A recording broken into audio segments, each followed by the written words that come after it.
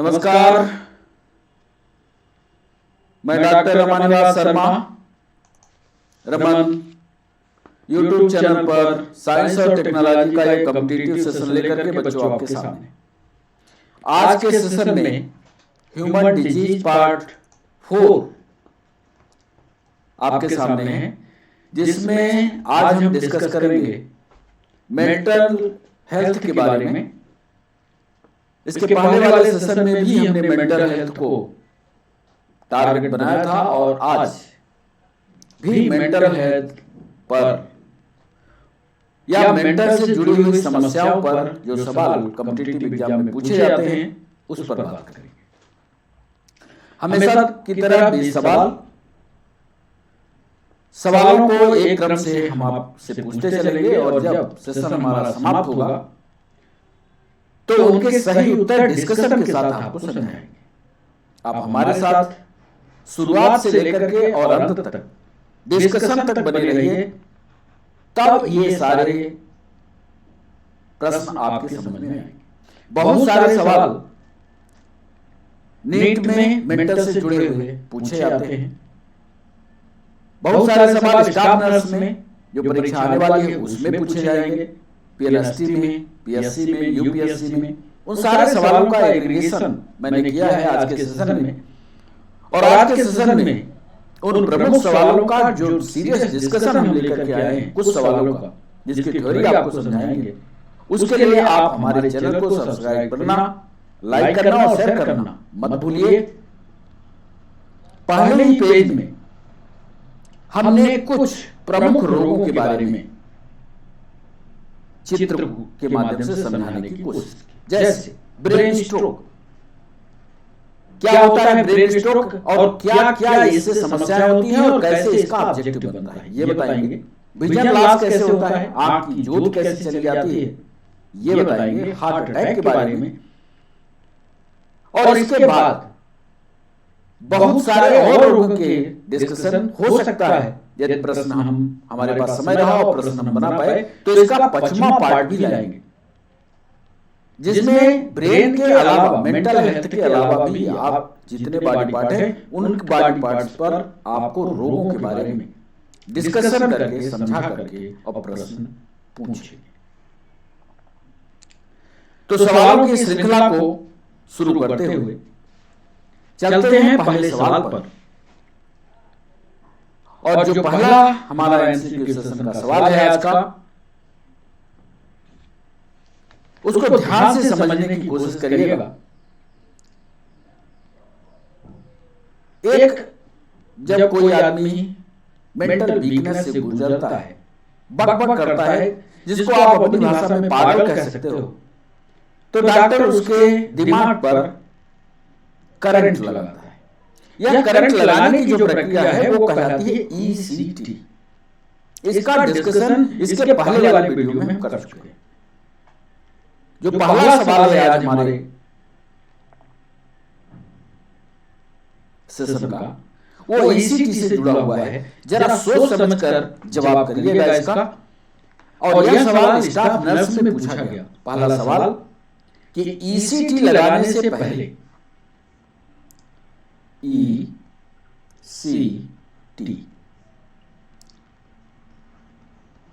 लगाने से पहले रोगी के शरीर से, रोगी के बॉडी से सारे धात्विक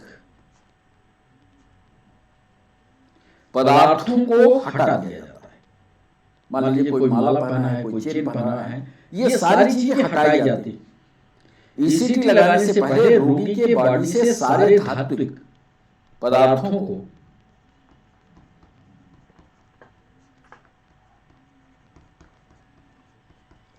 हटाने के पीछे क्या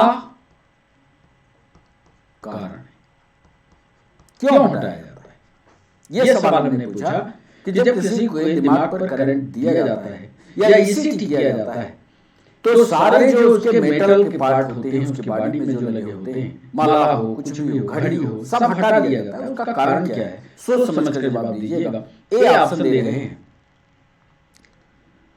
उन्हें खोने से बचाना है, उन्हें खोने से बचाना। बी ऑप्शन दे रहे हैं, उन्हें चोरी होने से,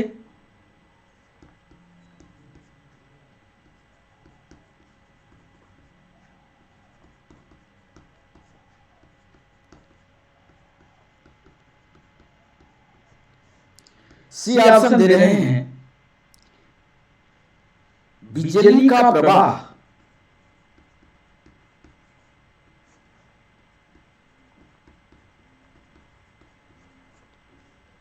अनचाहे स्थान पर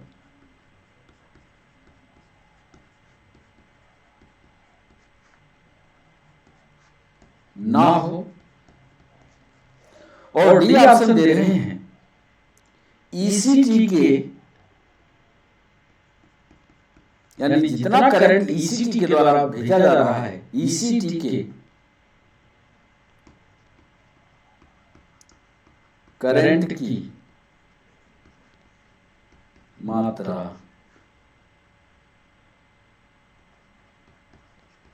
को कम करना। मान लीजिए किसी आदमी को करंट लगाया गया, करंट लगाने से पहले उसकी एक प्रिपरेशन होती है, जैसे थिएटर में जाने से पहले उसको तैयार किया जाता है। तैयार करने के समय उसके बॉडी के जितने भी मेटेलिक पार्ट के जो जेवर है, गहने हैं, घड़ी है, अंगूठी है, सब कुछ उतार दिया जाता है। उसका कारण आपको बताना है, उसको खोने से बचाना है, चोरी होने से बचाना है, कि बिजली का प्रवाह अनचाहे स्थान पर ना हो, या इलेक्ट्रिक जो करंट दिया गया उसकी मात्रा को कम करना है। सही जवाब आप हमें कमेंट सेक्शन में दीजिए, तब तक हम आपसे दूसरा सवाल पूछते हैं।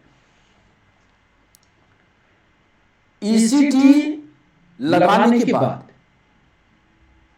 ईसीटी लगाने के बाद रोगी को दी जाने वाली,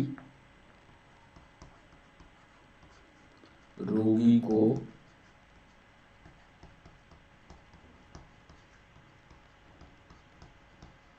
दी जाने वाली नर्सिंग देखभाल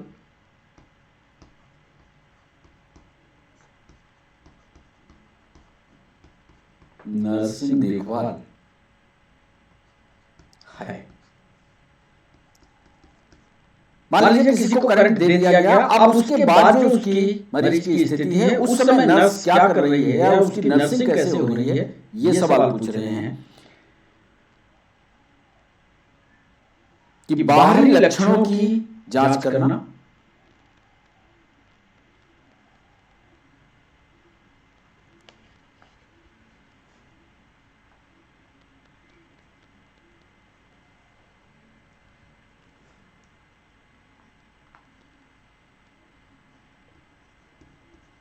बाहरी लक्षणों की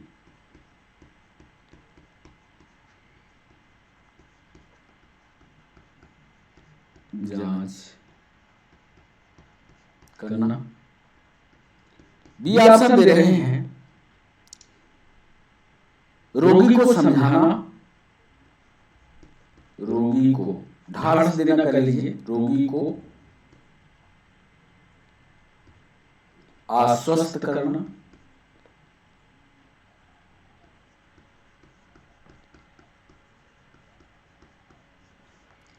सी ऑप्शन दे रहे हैं, रोगी को गिरने से,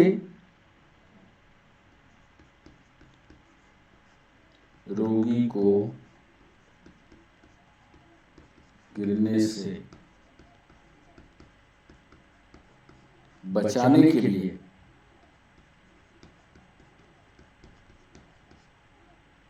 बिस्तर पर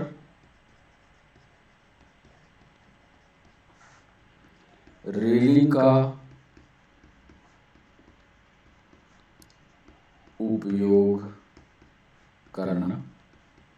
आपको ये बता दें, जब किसी आदमी को करंट दिया जाता है तो उसको जिस बिस्तर पर लेटाते हैं उस बिस्तर पर बहुत सारे लोग उसको पकड़ के रखते हैं, क्योंकि जैसे ही करंट उसके बॉडी पर पहुंचता है पूरी बॉडी एक बार हिलती है, हड्डी हड्डी हिलती है, रोम रोम हिलते हैं। ऐसी अवस्था में क्या नर्सिंग देखभाल ये भी है कि रोगी को गिरने से बचाने के लिए बिस्तर पर रेलिंग लगा दी जाए कि रोगी जो है पलट करके जमीन पर ना चला जाए। और डी ऑप्शन दे रहे हैं उपरोक्त सभी।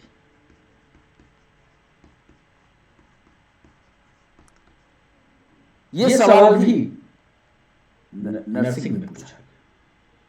तो ईसीटी लगाने के बाद रोगी को दी जाने वाली नर्सिंग कौन कौन सी है ये आपको बताना है। बाहरी लक्षणों की जांच करना है, रोगी को आश्वस्त करना है, रोगी को गिरने से बचाने के लिए बिस्तर पर रेलिंग का उपयोग करना है, या उपरोक्त सभी हैं। तीसरा सवाल आपके स्क्रीन पर अब ये रहा, जो हम ईसीटी देते हैं, ईसीटी में प्रयुक्त किए जाने वाले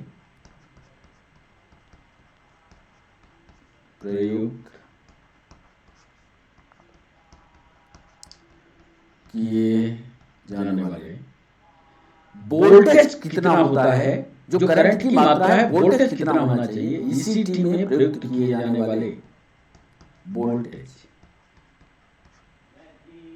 की मात्रा होती है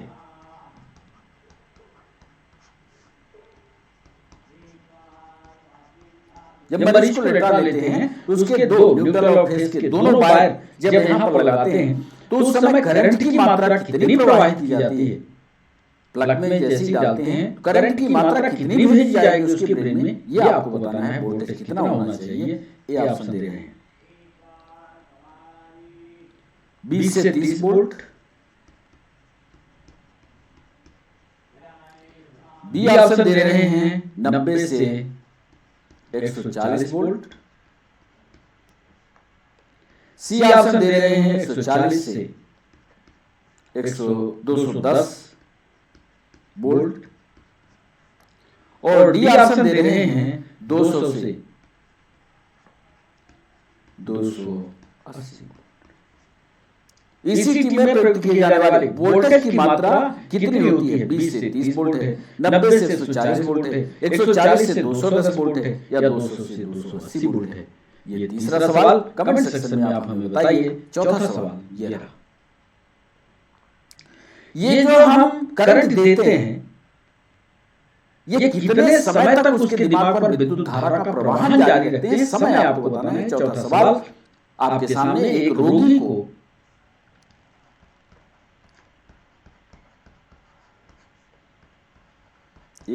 को लगाई जाने वाली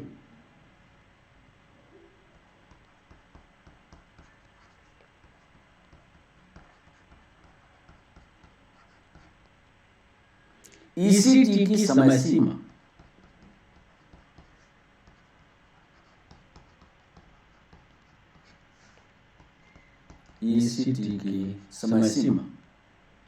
होती है।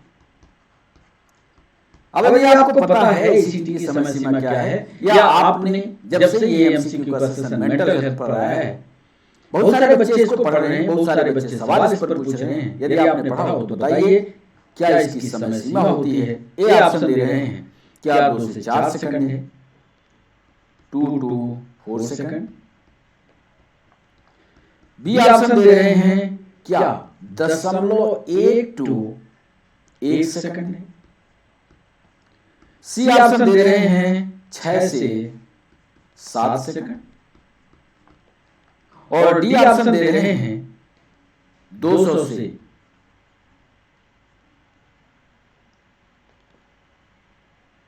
0.1 से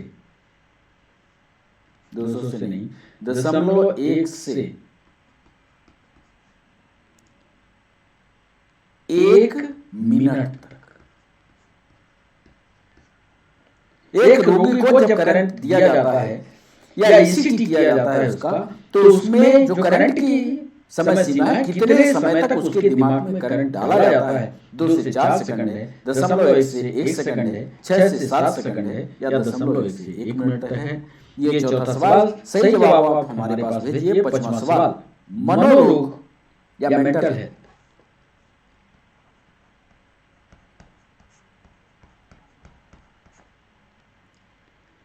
के ICD 10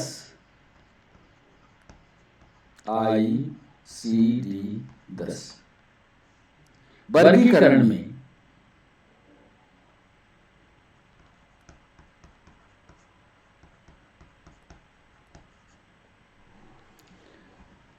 साइको एक्टिव पदार्थ, साइको एक्टिव पदार्थ, पदार्थों के प्रयोग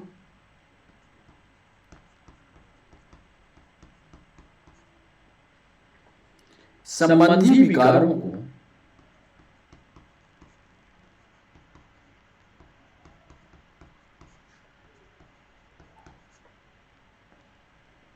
किस समूह में शामिल किया गया है?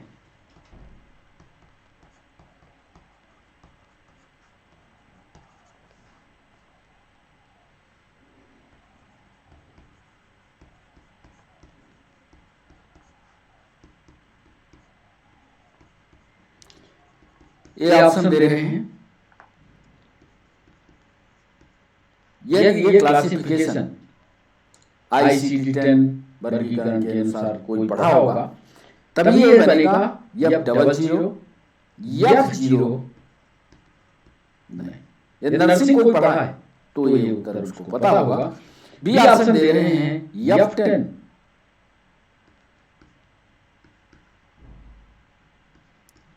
F19।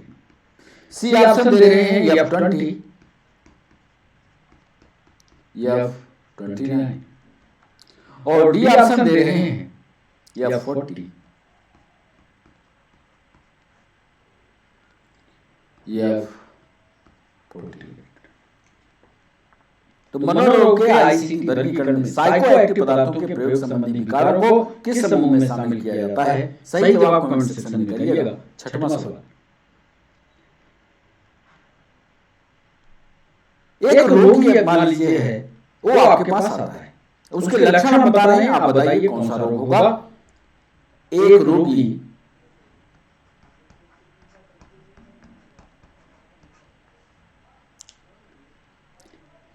में निम्न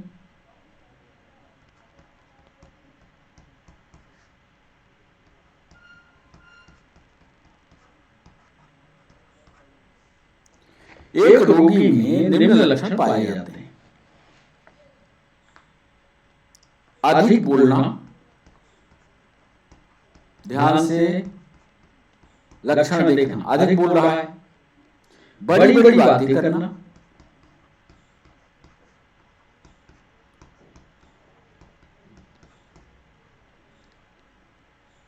एक ही समय में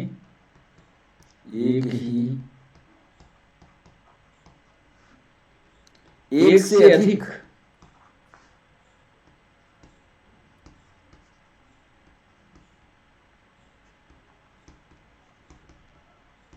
कार्य करना,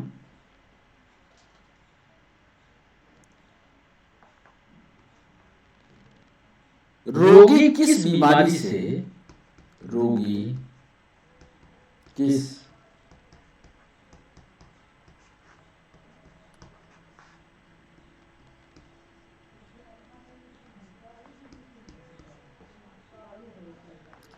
A option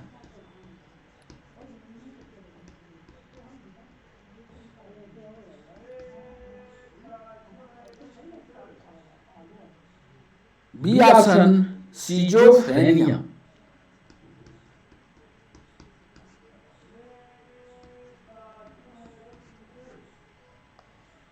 C option delirium,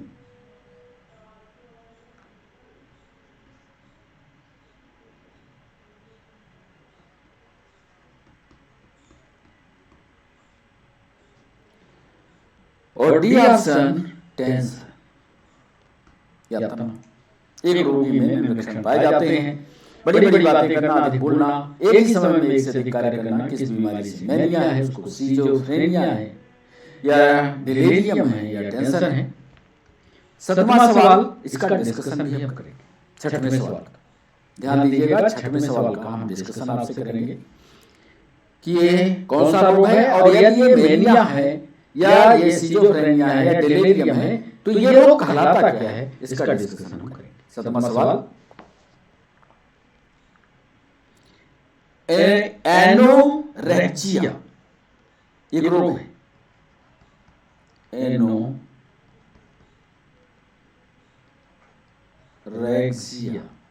Hindi में लिख लीजिए, एनोरेक्सिया।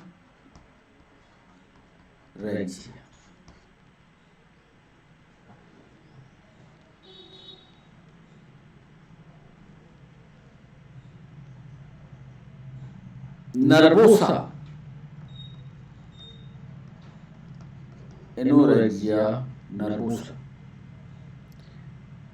से ग्रस्त ये बीमारी है। एनोरेक्सिया नर्वोसा से ग्रस्त युवती में पाए जाने वाले लक्षण, युवती में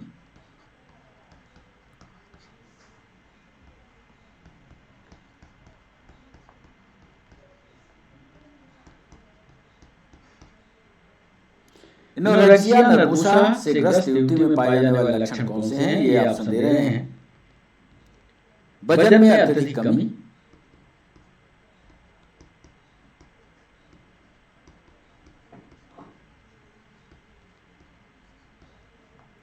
बी ऑप्शन दे रहे हैं मासिक धर्म का अनुपस्थित होना,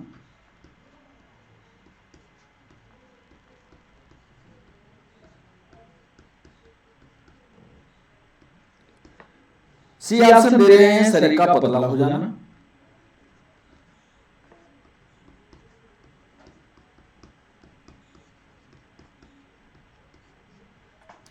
और डी ऑप्शन दे रहे हैं उपरोक्त सभी।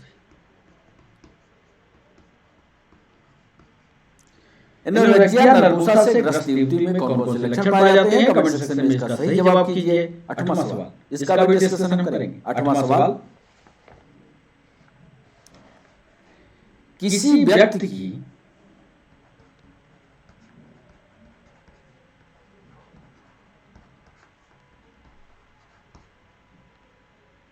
इमोशनल फीलिंग, संवेगात्मक भावनाएं,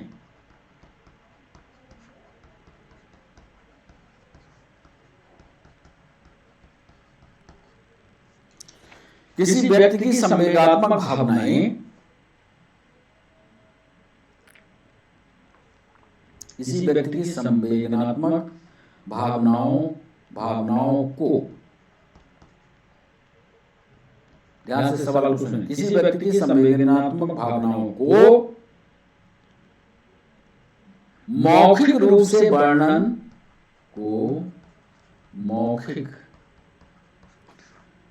से वर्णन या बताना, वर्णन नहीं कर पाना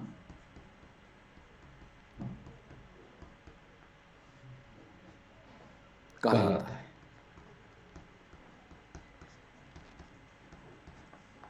ए ऑप्शन दे रहे हैं। क्या ये एलेक्सीथाइमिया है? एलेक्सीथाइमिया है। क्या ये डिल्यूजन है?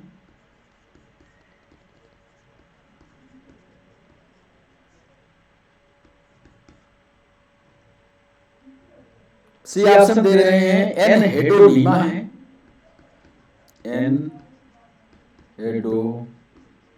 है, और डी ऑप्शन दे रहे हैं डिस्ट्रैक्टिबिलिटी है,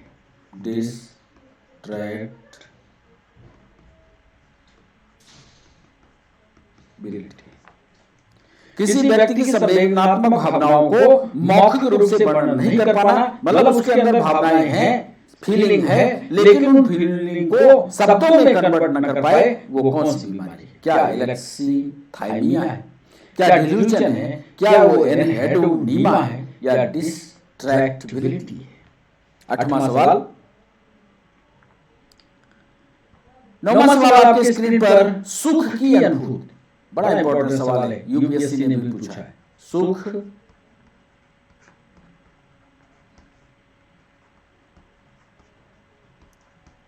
की अनुभूति कराने वाली क्रियाओं में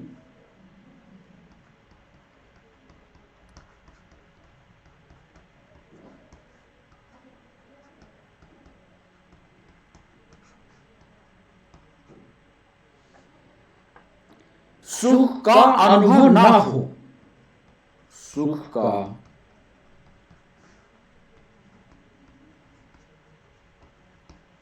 अनुभव ना हो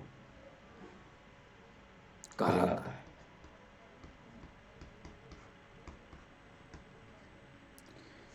कोई भी चीज यदि हमें सुख दे रही है तो वो हमारे लिए सुख की अनुभूति उस चीज के कारण है। हमारा सवाल ये है कि सुख की अनुभूति कराने वाली क्रियाओं में सुख का अनुभव हो ही ना, ये कौन सी बीमारी है? ये ऑप्शन दे रहे हैं।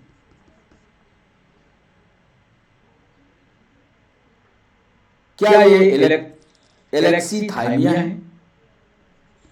एलेक्सी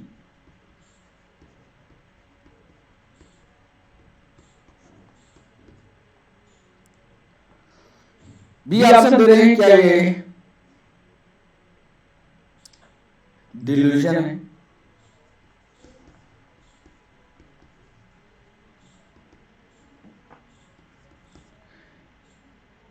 सी ऑप्शन दे रहे हैं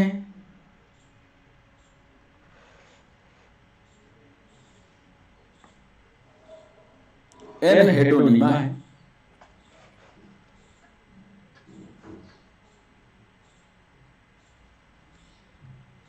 सुख की अनुभूति कराने वाली क्रियाओं में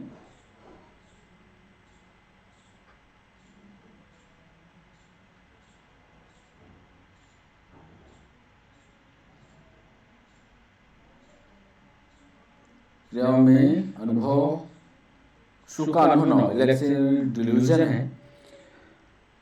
एनहेडोनीमा है, एनहेडोनीमा है। और यदि ये लोग पढ़े होंगे तभी आप इसका उत्तर कर पाएंगे। या ये डिस्ट्रैक्टिबिलिटी, डिस्ट्रैक्टिबिलिटी। 10वां सवाल आपके स्क्रीन पर, निम्नलिखित में से मानसिक रोग नहीं है। निम्नलिखित में से मानसिक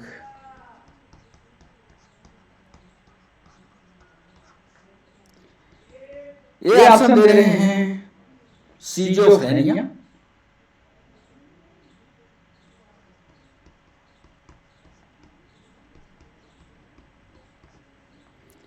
बी ऑप्शन दे रहे हैं मैनिया,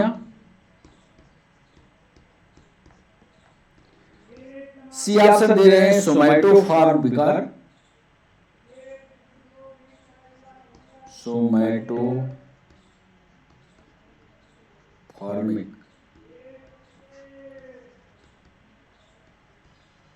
डिजीज, और डी ऑप्शन दे रहे हैं सिस्टिक फाइब्रोसिस।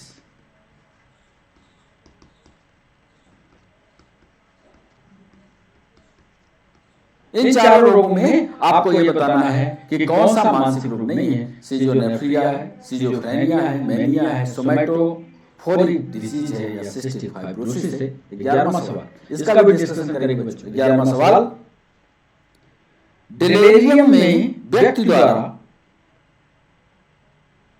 एक रोग है जिसका अभी उधर पूछा भी है, किसी में डिलेरियम आया है। डिलेरियम,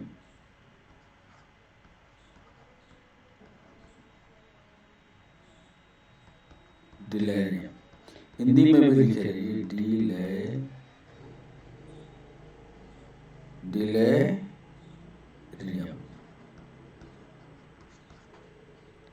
में व्यक्ति द्वारा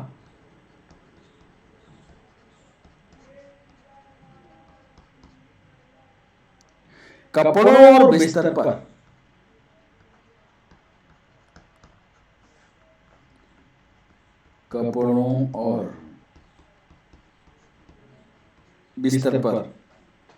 बिछी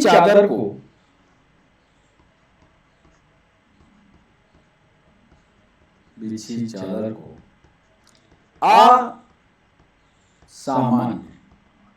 असामान्य रूप से पकड़ना और छूना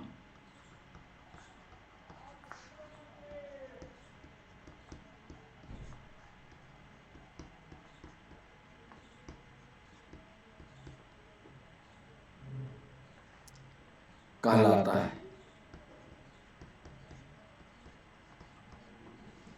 डिलेरियम में व्यक्ति द्वारा कपड़ों को बिस्तर पर बिछी चादर को असामान्य रूप से पकड़ना और छोड़ना।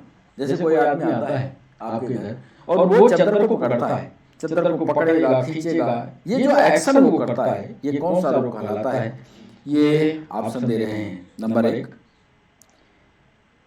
कार्पोलॉजिया है, ये कार्पोलॉजिया है, ये ब्रेन डिजीज है। बी ऑप्शन दे रहे हैं टीलोफेजिया है,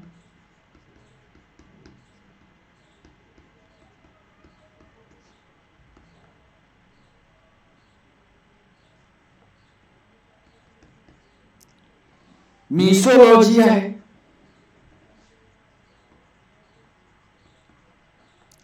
और डी ऑप्शन दे रहे हैं डिस्लोजिया है।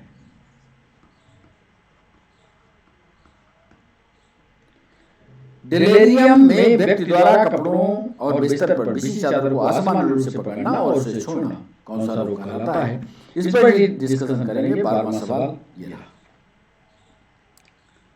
इनसन का संबंध है, ध्यान से सवाल को पढ़िए।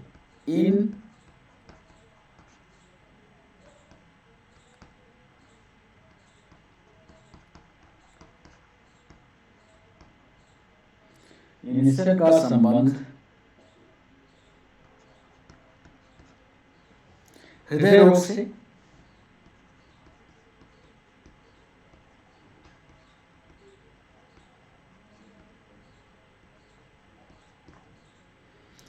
बी ऑप्शन दे रहे हैं लीवर से, लीवर डिजीज है। सी ऑप्शन दे रहे हैं मानसिक रोग है, मेंटल केस है, और डी ऑप्शन दे रहे हैं नेत्र रोग है।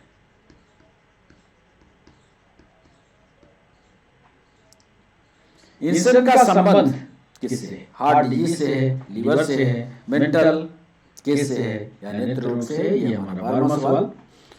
13वां सवाल, निम्न में से कौन सा कथन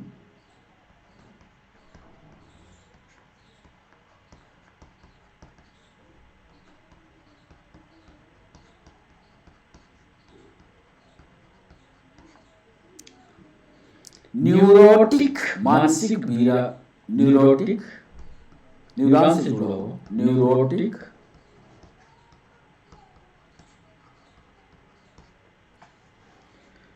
न्यूरोटिक मानसिक विकारों के संबंध में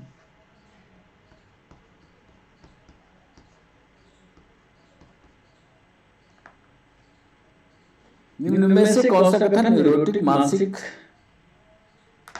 बीमारी के संबंध में असत्य है?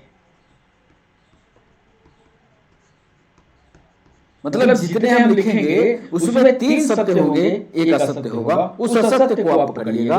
ए ऑप्शन दे रहे हैं।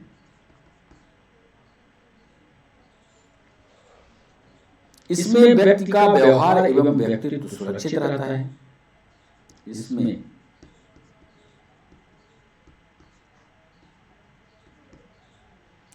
इसमें व्यक्ति का व्यवहार एवं व्यक्तित्व,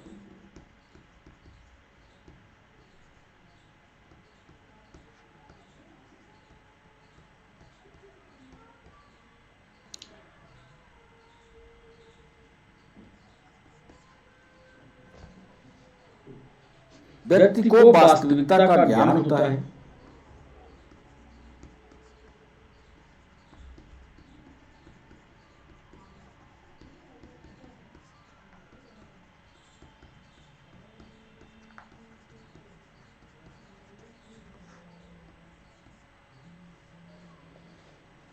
कोई भी काल्पनिक कारण उपस्थित नहीं होता।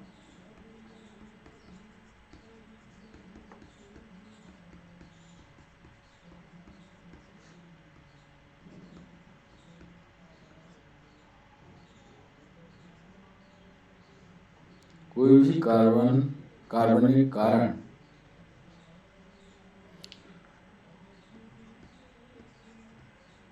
उपस्थित नहीं होता है।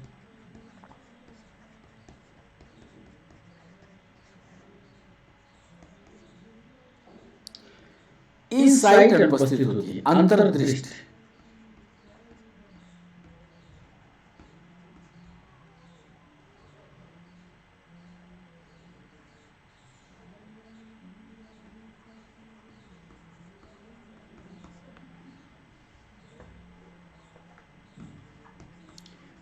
हमने सवाल पूछा था कि कौन सा कथन न्यूरोटिक मानसिक बीमारी के संबंध में असत्य है। असत्य को बताना है, सत्य को नहीं। जिसमें व्यक्ति का व्यक्तित्व सुरक्षित होता है, व्यक्ति को वास्तविकता का ज्ञान होता है, कोई भी काल्पनिक कारण उपस्थित नहीं होता और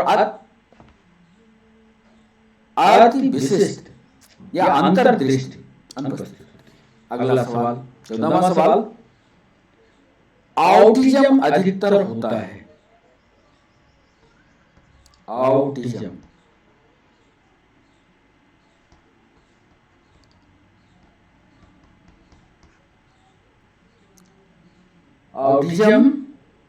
अधिकतर होता है।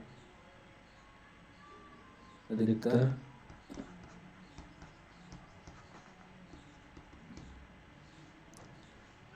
शिशुओं में,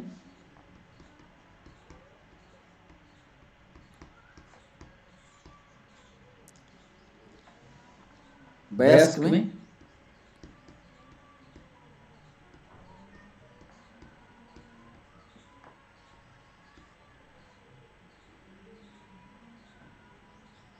गर्भावस्था में,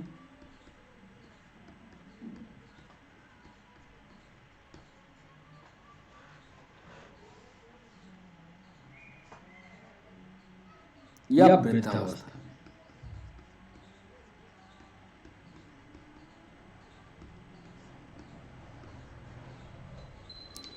ऑटिज्म अधिकतर किस में होता है? ये सवाल 14वां हमने आपसे पूछा। इसका फिर डिस्कशन ऑटिज्म पर बात करेंगे।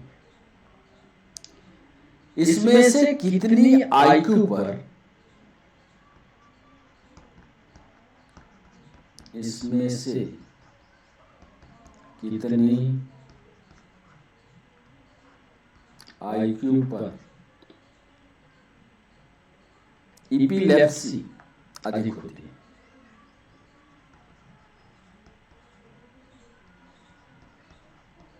इपिलेप्सी पर इनमें से कितनी बार आईक्यू पर इसमें से कितने आईक्यू पर इपिलेप्सी अधिक होती है?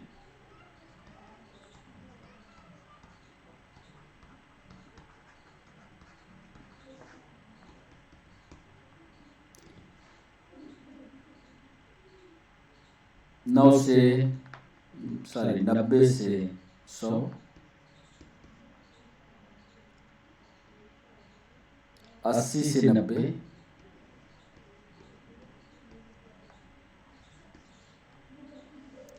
70 से 80,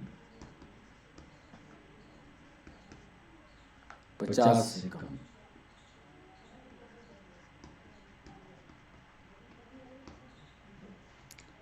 अब ये जो बच्चे नोट्स बना रहे हैं उनको चाहिए कि एपिलेप्सी पर विस्तार से उनकी किताब पर दिया हुआ है, इसको पढ़ें।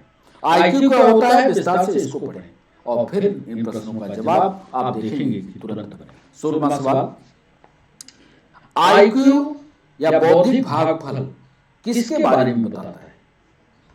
आईक्यू किसके बारे में बताता है? शैक्षणिक उपलब्धि,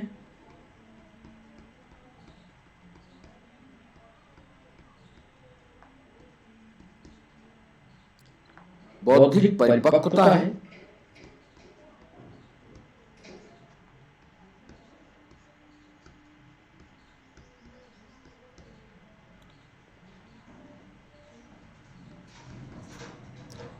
सी ऑप्शन दे रहे हैं, मानसिक विकास है,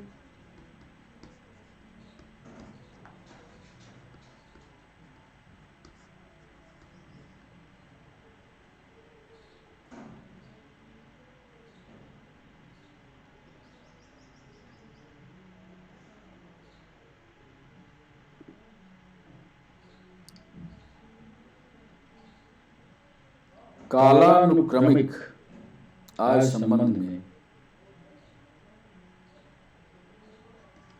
डी समयानुसार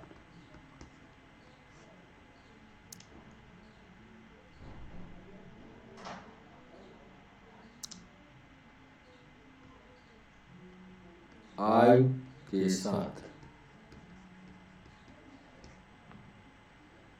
मानसिक आय।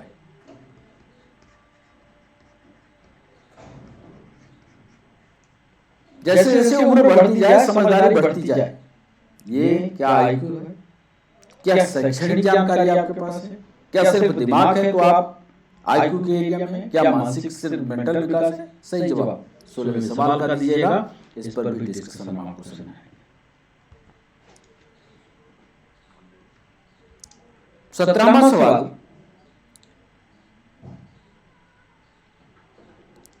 डिलेरियम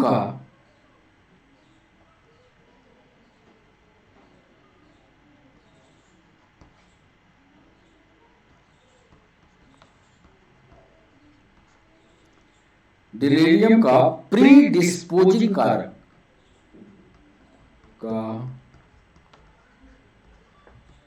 डिस्पोजिंग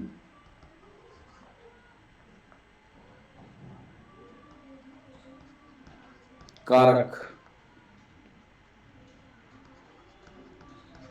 है।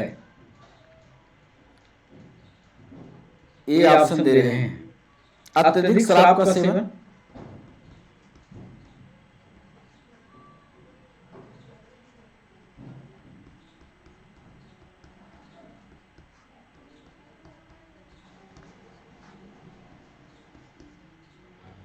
सिर की चोट,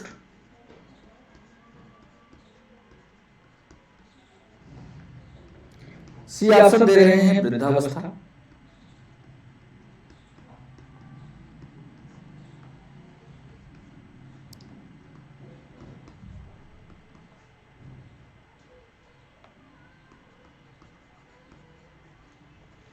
डिलेरियम का प्रीडिस्पोजिंग कारक कौन सा है? अत्यधिक शराब का सेवन है, सिर की चोट लग गया, वृद्धावस्था। डिलेरियम का कारण क्या है? हृदय रोग का बेसिक फंडा कारण क्या है, ये आपको बताना है, इसका भी डिस्कशन हम करेंगे।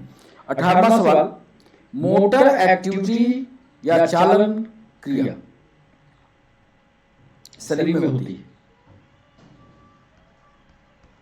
मोटर एक्टिविटी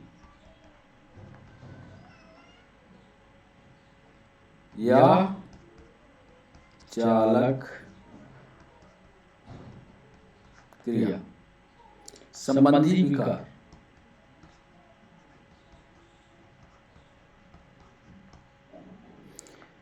जिसमें व्यक्ति एक स्थिति प्राप्त कर लेता है, जिसमें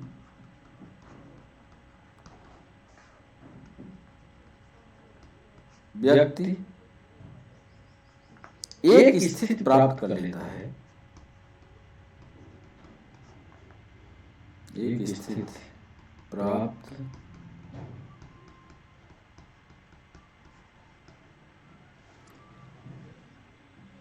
लेता है तथा काफी देर तक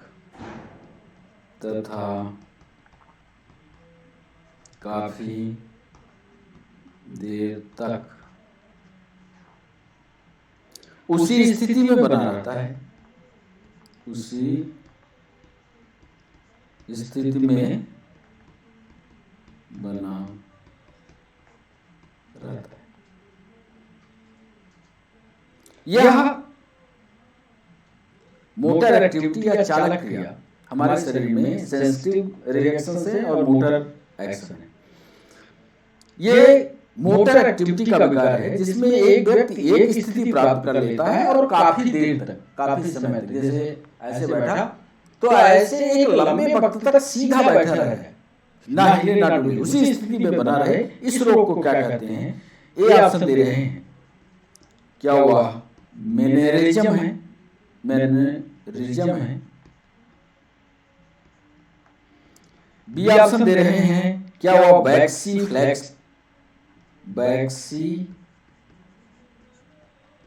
फ्लेक्सिबिलिटी है। सी ऑप्शन दे रहे हैं, क्या? बर्बीजेरेशन है, बर्बीजेरेशन है।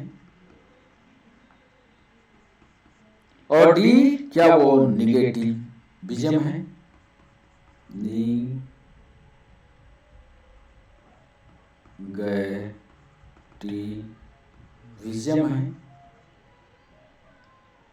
मोटर एक्टिविटी या चालक क्रिया संबंधी विकार जिसमें व्यक्ति एक स्थिति प्राप्त कर लेता है तो काफी देर तक उसी स्थिति में बना रहे, क्या वो मैनरिज्म है? क्या फ्लेक्सिबिलिटी है? क्या बर्बीजेरेशन है? या नेगेटिविज्म है? 18वां सवाल सही उत्तर कमेंट सेक्शन में बताइएगा। 19वां सवाल, एक खाद्य ग्रहण विकार जब भोजन करते हैं तो भोजन करने में एक डिसऑर्डर होता है, उस पर सवाल ये पूछ रहे हैं, ईटिंग डिसऑर्डर, ईटिंग डिसऑर्डर, जिसमें व्यक्ति एक बार में ही, जिसमें व्यक्ति एक बार में ही ढेर सारा खाना खा लेने के बाद, ढेर सारा खाना खा लेने के बाद इस खाने के प्रभाव को, इस खाने के, पीएनएसटी में भी पूछा गया, यूपीएससी ने भी पूछा है, ईटिंग डिसऑर्डर जिसमें व्यक्ति एक बार में ही ढेर सारा खाना खा लेने के बाद इस खाने के प्रभाव को खत्म करने के लिए, प्रभाव को खत्म करने के लिए या तो स्वप्रेरित उल्टी करता है। भाई खाना जब ज्यादा हो गया तो ये चाहता है कि जो भी हमने खाना खाया है वो जीभ पकड़ के खींचता है, जीभ में अंदर तक उंगली करता है कि ये उल्टी हो जाए, तो स्वप्रेरित उल्टी करता है, या कुछ दिनों तक भूखा रहता है, या कुछ दिन खाना न खाए, या कुछ दिनों तक भूखा रहता है। ये कौन सा रोग है?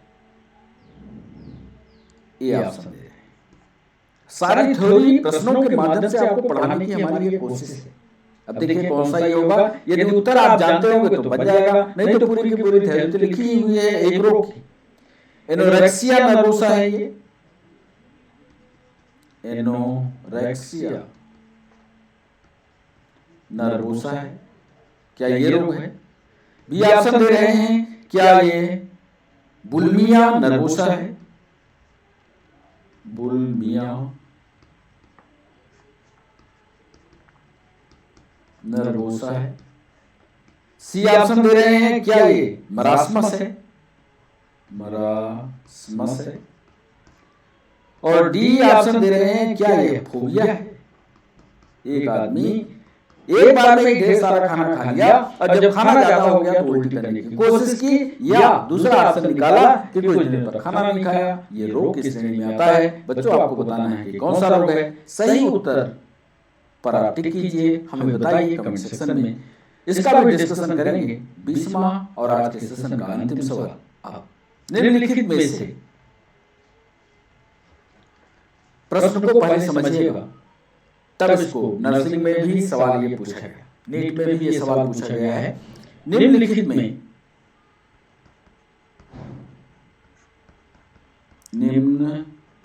में पहले प्रश्न को अच्छी तरह से समझिएगा। निम्नलिखित में से डिप्रेसिव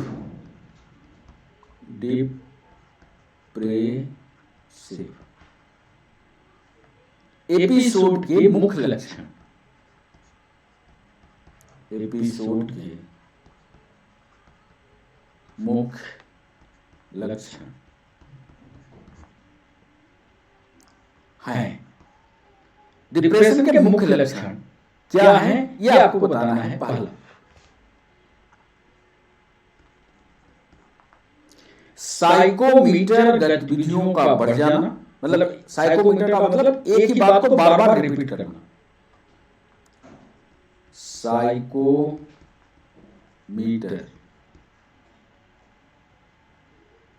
गतिविधियों का बढ़ जाना, गतिविधियों का बढ़ जाना। रोगी का जाते है, साइको बढ़ जाना। ज्यादा बोलना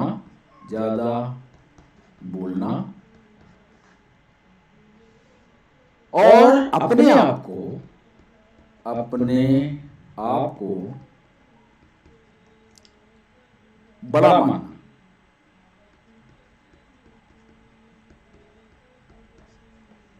बी ऑप्शन दे रहे हैं, अधिक बातें करना,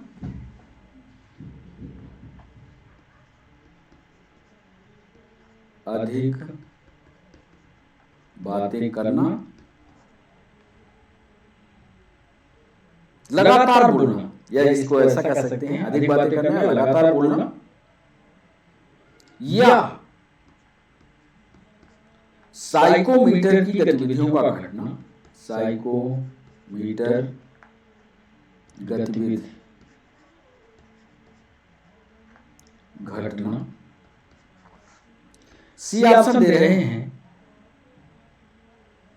साइकोमीटर गतिविधियों का कम होना, साइकोमीटर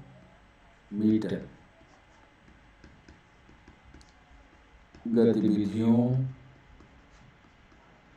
का कम होना। साइकोमीटर गतिविधियों का कम होना, निराश होना,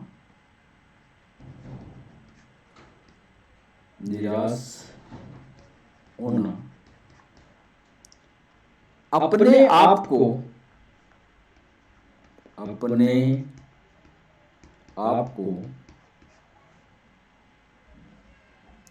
असहाय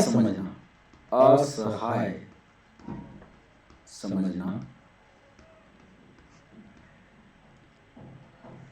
मौन एवं गतिहीन, मौन हो जाना और चलना फिरना, एक जगह बैठ गए, मौन गतिहीन। और डी ऑप्शन दे रहे हैं, साइकोमीटर की गतिविधि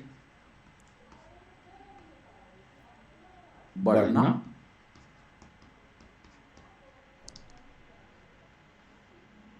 मौन एवं गतिहीन, मौन एवं गतिहीन,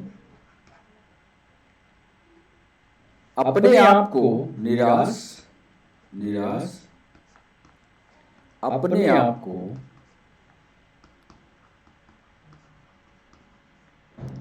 बड़ा समझना।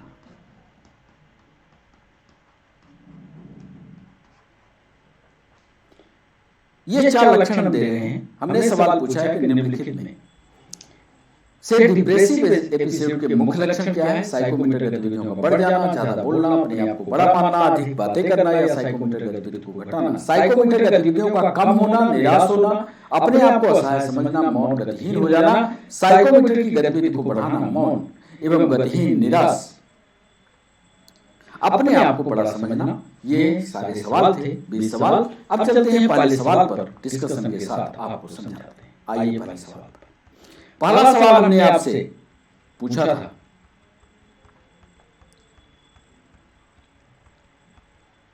ईसीटी लगाने के बाद रोगी के बॉडी में सारे धातु पदार्थों को हटा दिया जाता है। माला वो पहने तो उसको हटा दिया जाएगा।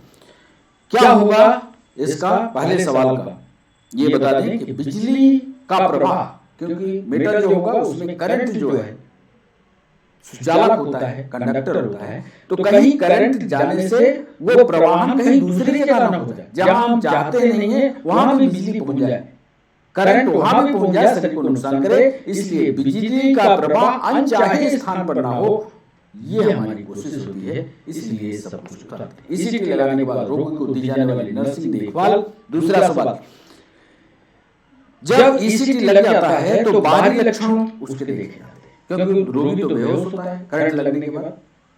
दूसरा, रोगी को आश्वस्त करते रहते हैं जल्दी ठीक हो जाओ, क्योंकि उसके कान में तो सुनाई पड़ता है, तो उसको आश्वस्त करते हैं कि रोगी ठीक हो जाओगे। और रोगी को गिरने से वो बार बार पलटता है, क्योंकि करंट के झटके होते हैं, तो रोगी को पलटने से बचाने के लिए रेलिंग का उपयोग किया जाता है। यानी इसका सही जवाब होगा उपरोक्त सभी। तीसरा सवाल, ईसीटी में प्रयुक्त की जाने वाली वोल्टेज की मात्रा, ध्यान से इसको पढ़ लीजिएगा। वोल्टेज की जो मात्रा होती है, तीसरे सवाल का सही जवाब होगा 90 से 140 वोल्ट। इतना बड़ा करंट का झटका जो है किसी ईसीटी के द्वारा दिया जाता है। एक रोगी को लगाई जाने वाली ईसीटी की समय सीमा कितनी होती है? बहुत कम समय के लिए करंट को स्टार्ट किया जाता है, तुरंत करंट को कट जाता है, नहीं तो जान चली जाए। देखो करंट के झटके से जान जाती है, इसलिए इसका समय सबसे कम रखा गया। चौथा जो सवाल है हमारा, उसका सही आंसर है 0.1 से 1 सेकंड के भीतर ये एक्शन हो जाता है। मनोरोग के ICD-10 वर्गीकरण के साइको एक्टिव पदार्थों के प्रयोग संबंधी विकारों को किस समूह में शामिल किया जाता है? तो इसको मेंटल हेल्थ में मेंटल हेल्थ के अलग अलग स्टेप है, अलग उनका क्लासिफिकेशन। तो एक क्लासिफिकेशन का भाग है ICD-10। साइकोएक्टिव पदार्थों के प्रयोग संबंधी विकारों को किस समूह में शामिल किया गया है? इसको F10 F19, यानी इसका सही जवाब होगा B। इस पर डिस्कशन नहीं लगाया, आगे हम इसको डिस्कस करेंगे। एक रोगी में निम्न लक्षण पाए जाते हैं: बोलना, बड़ी बड़ी बातें करना, एक समय एक से अधिक कार्य करना। यह रोग जो है क्या कहलाता है? 6वें सवाल पर हमने पूछा, और यह रोग मेनिया कहलाता है। अधिक बोले, लंबी झोंके, एक ही समय में 4-5 काम फंसा ले, इसको मेनिया कहते हैं। और इसके बारे में और भी सवाल, मेनिया के बारे में और भी सवाल पूछे गए हैं। हम उस मेनिया के बारे में आपको बताना चाहते हैं, ये मेनिया होता क्या है। जिसको लिख लीजिएगा, अब बड़ा खतरनाक होता है ये मेनिया। गंभीर रोग है, गंभीर रोग है। एक बात तो ये, इसमें जो रोगी होता है, रोगी वो हिंसक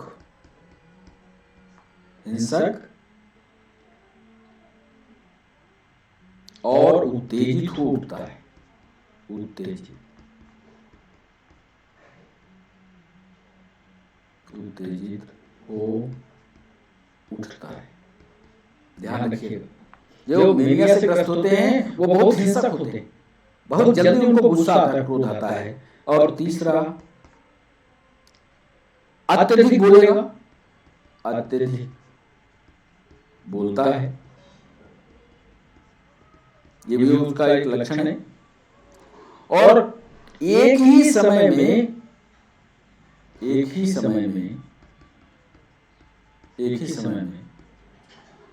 एक से अधिक कार्य करता है। कोई भी कार्य को पूर्णता पर नहीं ले जाता, एक ही समय में कई कार्य कर लेता है। तो इसका सही जवाब होगा मैनिया। 7वां सवाल था एनॉक्सिया। इसका सही जवाब होगा एनॉक्स। 7वें सवाल में हमने एनोरेक्सिया नर्वोसा से ग्रस्त युवती में पाए जाने वाले लक्षण कौन कौन से होते हैं? ये महिलाओं में होता है। एक तो ये एनोरेक्सिया जो होता है, एनोरेक्सिया भी बोलते हैं इसको, ये सिर्फ लड़कियों में होता है, कम एज की लड़कियों में होता है, जिनके वजन काफी कम है या जिनको मेंसेस नहीं हो रहे हैं, अथवा जिनकी बॉडी बहुत दुबली पतली है। ऐसे बच्चों को बता रहे हैं वो डॉक्टर को दिखाएं।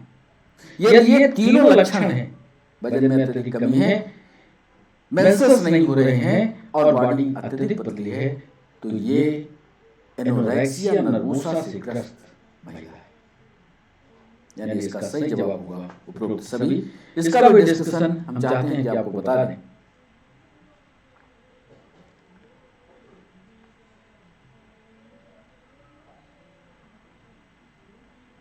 इसके डिस्कशन को बता ही दिया उधर। इसके बाद का जो सवाल है, ये किसी एक व्यक्ति में संवेगात्मक भावनाओं को मौखिक रूप से वर्णन नहीं कर पाना।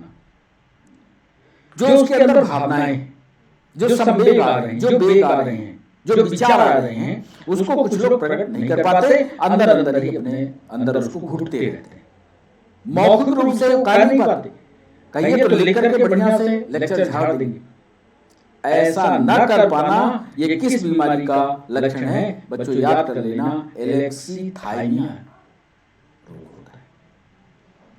इसका डिस्कशन हम इसी पेज पर किए देते हैं। यहां पर आप इसका डिस्कशन नंबर, ये डिस्कशन 7 कीजिएगा, इसको 8 पढ़ लीजिएगा। मूल लक्षण है, इसका मूल लक्षण समझे रहिए। ऐसे लोग इंटरव्यू में जब जाते हैं, लिखते बढ़िया है, उत्तर बढ़िया जाते हैं, ज्ञान बढ़िया होता है, पर इंटरव्यू में बोल नहीं पाते। तो मूल लक्षण इसका देखिएगा, अभिजिता होती है। पहला है असामान्य, संवेगात्मक,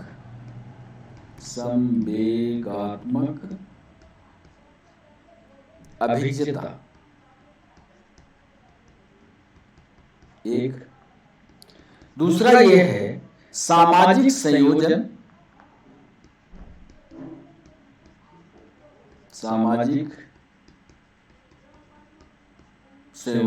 ये यूपीएससी में लिखने के लिए आया था। छत्तीसगढ़ पीएससी ने लिखाया है, पीएससी के मेंस में लिखने को आया था। असामान्य संवेगात्मक अभिजिता, सामाजिक संयोजन तथा पारस्परिक संबद्धता,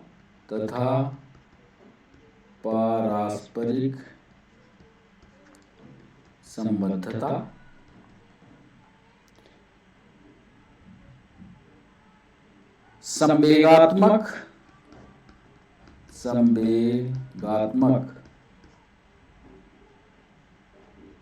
भावनाओं का मौखिक रूप से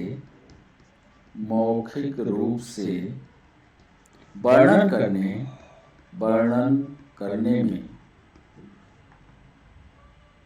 असमर्थ होता है, ये कहलाता है। तो इसको पढ़िएगा। एलेक्सीथाइमिया। 9वां सवाल था सुख की अनुभूति कराने वाली क्रियाओं में सुख का अनुभव ना हो। ऐसे भी कुछ लोग हैं जिनको सुख का अनुभव, सुख मिलता है पर उनको अनुभव नहीं, महसूस नहीं होता कि हमें सुख ये मिला, और ये रोग कहलाता है एनहीडोनिज्म। नोट करिएगा, ये रोग कहलाता है एनहीडोनिज्म। फिर इसके बाद इसके बारे में पढ़ लीजिएगा, निम्नलिखित में से मानसिक रोग नहीं है। 10वां सवाल, इसमें से मानसिक रोग कौन सा नहीं है? ये है सिस्टिक फाइब्रोसिस। इसके बारे में हमने पहले भी आपको बताया है जब रिप्रोडक्टिव सिस्टम इसका पढ़ा रहे थे। तो सिस्टिक फाइब्रोसिस होता क्या है, जल्दी से लिखे देते हैं। सिस्टिक फाइब्रोसिस, सिस्टिक फाइब्रोसिस क्या होता है? ये एक आनुवांशिक रोग है। एमपीएसआई में पूछा था ये कैसा रोग है? आनुवांशिक है, संक्रामक है, संक्रामक है, याद रखिए आनुवांशिक रोग है। और ये सिस्टिक फाइब्रोसिस फेफड़े को, दूसरा नोट करिएगा, फेफड़े को तथा पाचन तंत्र को, पाचन तंत्र को प्रभावित करता है। याद रखिए अनुवांशिक है और फेफड़े तथा पाचन तंत्र को प्रभावित करता है। 11वां, डिलीरियम में व्यक्ति द्वारा कपड़ों और बिस्तर को, 11वां सवाल है, इसका सही जवाब है कार्फोलोजिया। बार बार पकड़ता है, बार बार छोड़ता है, ये कहलाता है कार्फोलोजिया। कार्फोलोजिया ये एक काल्पनिक रोग है। नोट करिएगा, इसका भी डिस्कशन लगाएंगे, इसमें लिखिएगा ये काल्पनिक रोग है।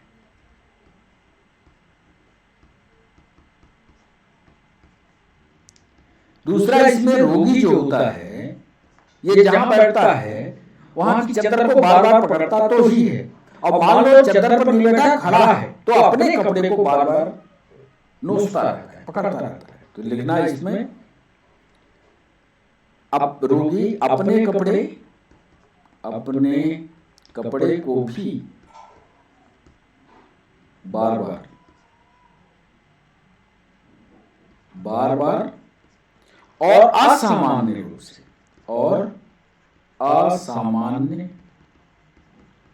से पकड़ता है। बिस्तर पर बैठेगा, चद्दर को पकड़ के बिल्कुल गोल देगा ऐसा, और जब अपने आप में बैठा होगा, अकेले होगा, खड़ा होगा तो चद्दर नहीं पाएगा, तो अपने ही इसको यहां पकड़ रहा है, यहां दबा रहा है, यहां दबा रहा है, यहां दबा रहा है, मतलब कुल मिलाकर के कपड़े की खींचातानी करता है। तो ये रोग याद रखिएगा, यह कार्फोलोजिया कहलाता है। 12वां सवाल, इंसेन का संबंध किससे? 12वें सवाल, इंसेन का संबंध, इसका सही जवाब हो सकता है आपने किया हो।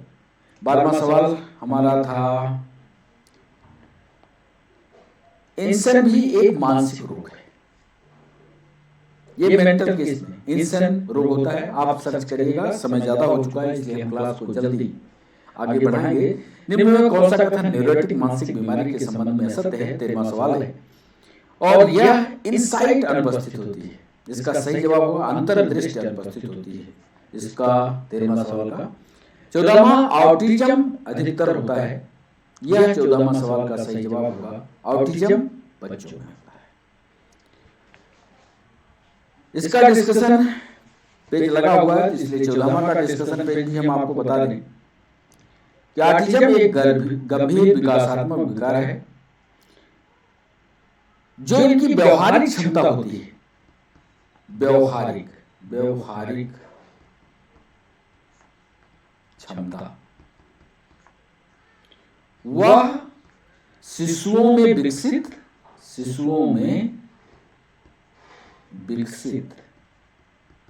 नहीं होती।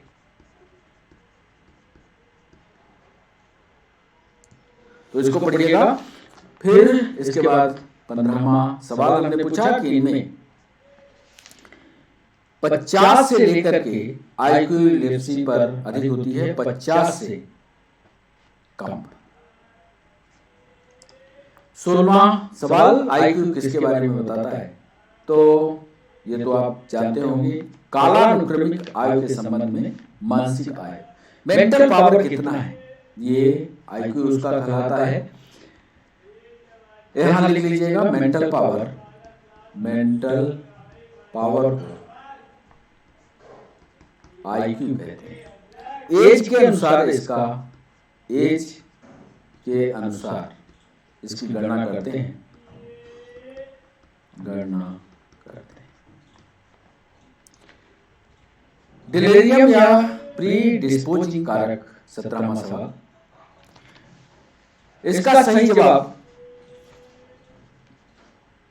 इसके डिलेरियम के बारे में का मुख्य कारण है अत्यधिक जो लोग शराब पीते हैं,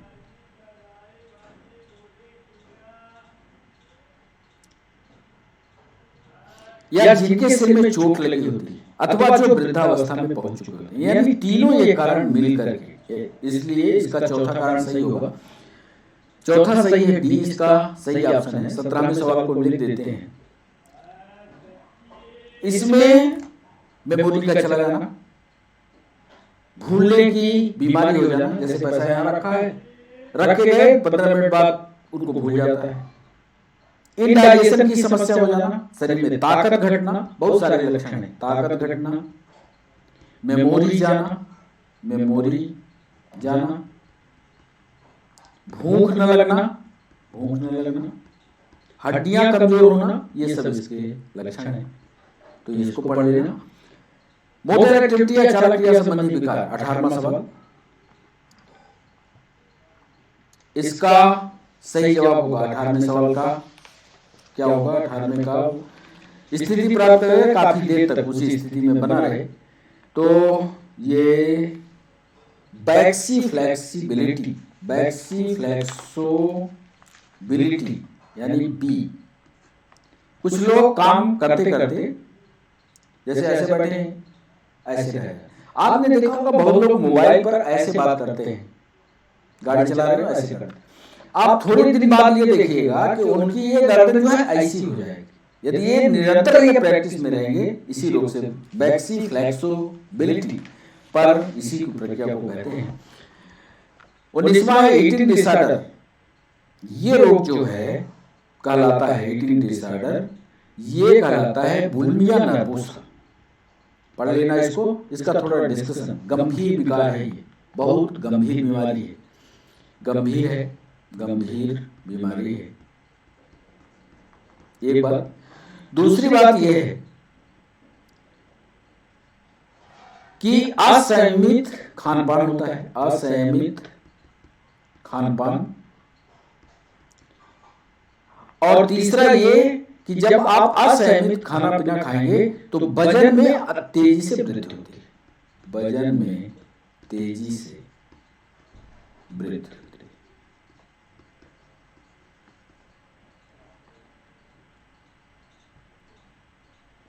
और फिर क्या करता है इस बीमारी में, बुलिमिया नर्वोसा में, कि जो व्यक्ति जैसे ही वजन बढ़ता है, पहले तो अनियमित खानपान करता है, जैसे ही वजन बढ़ता है फिर वजन को घटाने की कोशिश, वजन को घटाने की कोशिश करता है। अब जब ये बंदा वजन घटा रहा है, जब ये वजन घटा रहा है, उधर असंयमित खाना पीना है इसका, तो फिर वजन घटाने की कोशिश करता है, तो बच्चों इस रोग को बुलिमिया नर्वोसा कहा जाता है। आज के सेशन का अंतिम सवाल, 20वां सवाल अब आपके सामने। निम्नलिखित में डिप्रेसिव एपिसोड के डिप्रेशन क्या होता है? डिप्रेशन किसको कहते हैं? पूरे हमने लिखा है, एक में सही पूरे कारण उसके लिखे हैं। 20वें सवाल पर वो है साइकोमोटर गतिविधियों का कम होना, जो हमारी नेचुरल प्रोसेस है उसको हम घटा देते हैं, फिर हम डिप्रेस होकर के निराश होते हैं अपने काम के, अपने आप को असहाय माने, मौन हो जाए, गतिहीन हो जाए, दैट इज कॉल्ड डिप्रेशन। ये है डिप्रेशन की परिभाषा। तो डिप्रेशन किसको कहते हैं ये आज समझिएगा। अब सेशन में काफी टाइम तक इस सेशन को हमने पढ़ाया आपको। यदि आपके दिमाग में कोई सवाल चल रहा है तो कमेंट सेक्शन में लिखिएगा। सेशन कैसा लगा ये जरूर हमें बताइएगा। यह हमारा सेशन आज शाम को 5 बजे लाइव होगा। कमेंट जरूर लिखा करिए, कमेंट सेक्शन का उपयोग किया करिए, प्रश्न पूछा करिए, सेशन कैसा लगा ये भी बताइए। तो बच्चों आज के लिए बस इतना ही, फिर मिलते हैं नए सेशन के साथ। तब तक के लिए बाय बाय, नमस्कार।